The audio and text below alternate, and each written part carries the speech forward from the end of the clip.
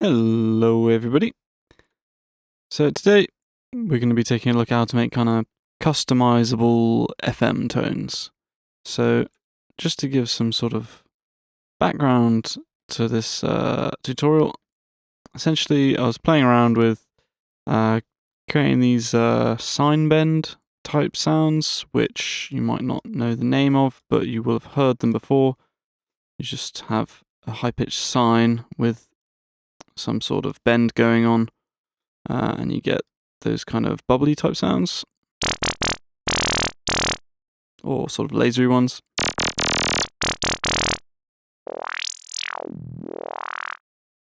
Anyways, in order to make sort of customizable ones, what I'm going to do is I'm just going to set up the patch the way that is sort of most convenient, and you can just copy that and save it, and then you can just use this patch over and over again to create your own tables. Okay, so I'm just going to go initialize preset, and firstly I'm just going to set the pitch up as high as it'll go, 48.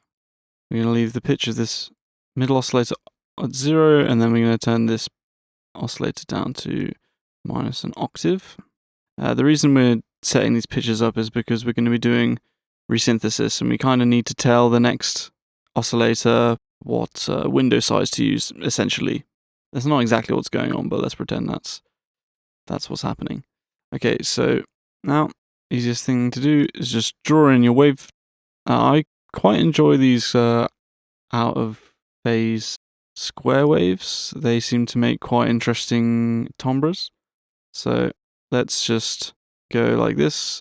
Resynthesize preset to wavetable. Okay, so we should now have the same thing, just pushed up a few octaves.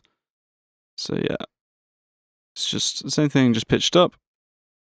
Now what we want to do is grab bend and turn it all the way one way or the other, it's up to you. And then go over here, resynthesize preset to wavetable, and you will get this texture in here. So we have kind of a couple different types of texture we can get out of this. If we go this way, we get a more sort of bubbly texture, or I call it that anyway. Or if we go the other way, sort of lasery. So what we can do, if we want to capture everything in between as well, because there's all kinds of nice tones in there, just go over here, trigger, set this to seconds, enter value 4 seconds, because that's how long the resynthesis window is. No smooth. And then let's just set this on the bend. So now, when we go over here and resynthesize to wavetable, we should have a wavetable